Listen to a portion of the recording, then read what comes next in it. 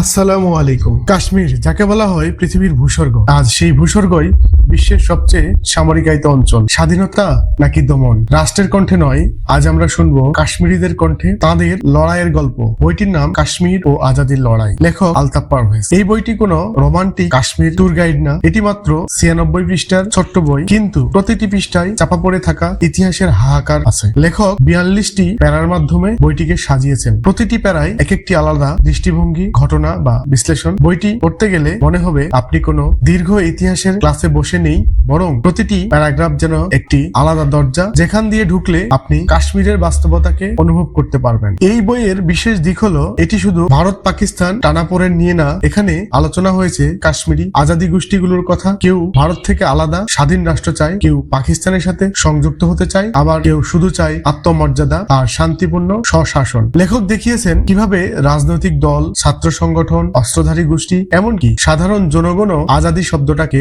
ভিন্নভাবে দেখে। তাদের এই দাবিগুলো কখনো শান্তিপূর্ণ আন্দোলন, কখনো বিক্ষোভ, আবার কখনো মারাত্মক প্রতিরোধে রূপ নেয়। লেখক প্যারাগুলোর মাধ্যমে অনেক বাস্তব তথ্য দিয়েছেন, যেমন প্যালেট গান, হাজার হাজার কাশ্মীরির চোখ নষ্ট হয়েছে এই অস্ত্র দিয়ে, অকারণে গ্রেপ্তার, টর্চার, ইন্টারনেট বন্ধ করে তথ্য নিয়ন্ত্রণ, 370 ধারা বা আর্টিকেল 370 বাতিলের পর জম্মু কাশ্মীরের পূর্ণ রাজ্য মর্যাদা কেড়ে নেওয়া হয়। এইসব ঘটনা শুধু রাজনৈতিক দমন না, এটি একরকম সাংস্কৃতিক নিশ্চিহ্ন করার প্রচেষ্টা, এমনটাই বোঝানো হয়েছে। এই বইয়ের প্রতিটি প্যারা যেন একটা প্রশ্ন রেখে যায়, স্বাধীনতা মানে কি শুধু পতাকা? কাশ্মীরের আজাদি মানে কি ভারত বিরোধিতা? আমরা কি শুধু টিভি স্ক্রিনে কাশ্মীর দেখেই সব জেনে নিই? লেখক পাঠককে ভাবতে শেখান নিরপেক্ষভাবে, মানবিকভাবে। এই দৃষ্টিকোণটি বাংলাদেশের পাঠকের জন্য খুবই গুরুত্বপূর্ণ, কারণ আমাদের দেশেও একসময় স্বাধীনতার লড়াই হয়েছে। তাহলে অন্যদের লড়াই বুঝতে আমাদের কেন কষ্ট হবে? কাশ্মীর আজাদির লড়াই বইটি শুধু ইতিহাস নয়, এটা এক টুকরা নৈতিক চেতনা। এই বই